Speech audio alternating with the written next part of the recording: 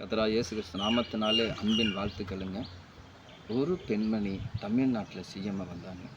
ஒரு பெண்மணி எஸ்தர் ராஜா 127 நாடுகள் ஆண்டாங்க.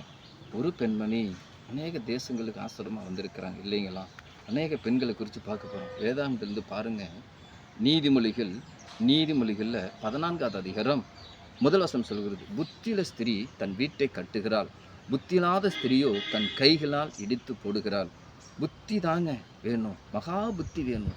மகா பெண்களுக்கு இந்த நாளில் தேவன் மகா புத்தியை கொடுக்க அவர் வல்லமையுள்ள தெய்வமாக இருக்கிறார். நீங்கள் கவலைப்படாது, எதை குறித்து கவலைப்படாதீங்க. வேதாகமத்தை பாருங்கள். சங்கீதம் 128 வசனம் 3வது வசனம் சொல்லுகிறது. சங்கீதம் 128 வசனத்தில் சங்கீதத்தில் 3வது வசனம் சொல்லுது, உன் மனைவி உன் வீட்டாரங்களில் கனிதரும் திராட்சை கொடியை போல் இருப்பாள், உன் பிள்ளைகள் பந்திய சுற்றி ஒளிமர கண்டு போல் இருப்பார்கள். இதோ கர்த்தருக்கு பயப்படுகிற மனுஷன் இவ்விதமாக ஆசீர்வதிக்கப்படுவான். கர்த்தர் சியோனிலிருந்து உன்னை ஆசீர்வதிப்பார், நீ ஜீவன நாளெல்லாம் எருசலேம் வாழ்வை காண்பாய். இல்லைங்களா? பாருங்க, எதுக்கு இந்த மனைவி குறித்து சொல்கிறேன்? மனைவி தாங்க புத்தியுள்ள ஸ்திரீ, வீட்டை கட்டக்கூடிய ஒரு பெண்மணி.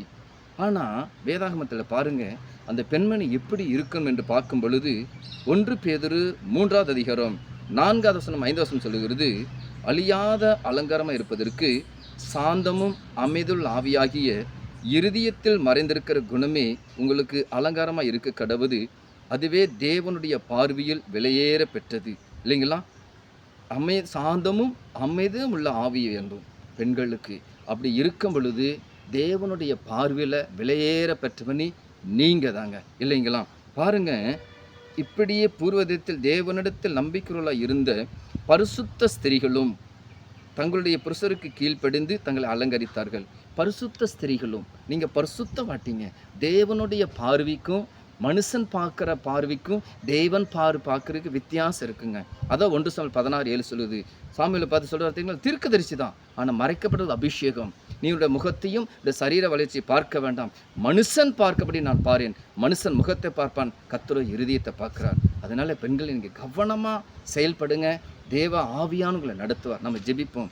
கர்த்தாவே, இதை பார்க்குற கேட்குற தமிழ்நாடு, இந்தியா, உலக நாடுகளில் ஒவ்வொரு சகோதரிகளுக்காய், ஆண்டவரே, வயதானவர்களுக்காய் நன்றி செலுத்துகிறோம்.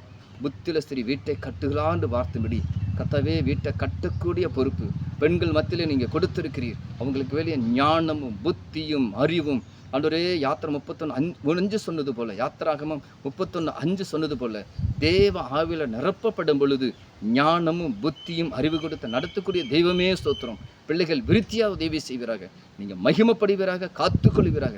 கர்த்தராகிய இயேசு கிறிஸ்து நாமத்தில் கேட்குறேன் நல்ல பிதாவே, ஆமென்.